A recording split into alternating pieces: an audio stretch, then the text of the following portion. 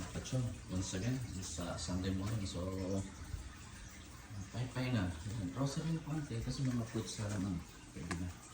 Tapos ngayon, sponsor ito ng Kikman. Ayan. Kikman. Okay. So, yan, spinach. Yung sibuyas, no? Galing sa backyard kasi nagtatanim ako dito. Kasi meron akong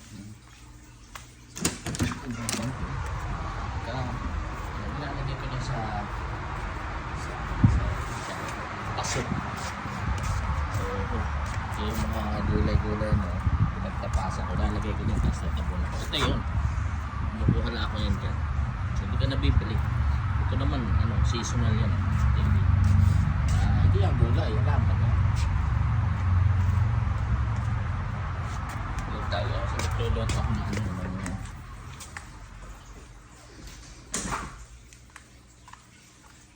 tinola. So, lagyan natin ngayon.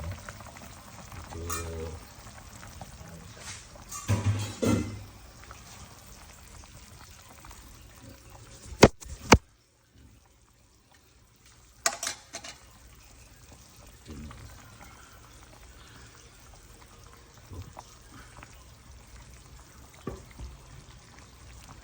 lagyan natin ng tanglad kasi yung tanglad pampaano to yung palasa yun. Isang bigkis na tanglad. Wala akong tanim yan, binili lang yan kasi pagka malamig kasi na dito yan so natin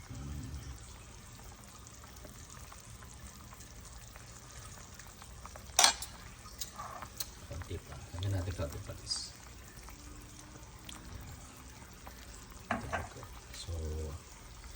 So again mga kapatsang, ito ang ating menu ngayon. So ilalagay na natin itong ating additional toppings.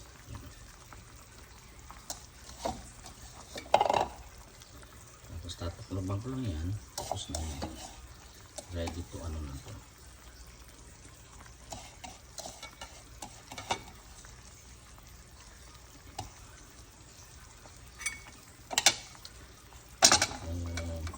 Spinach ko, lagay ko na rin sa ibabaw.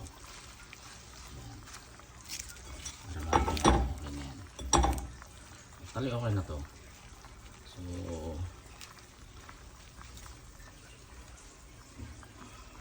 takloban lang natin. There we go. And that's nothing. That's the end of the tinola day.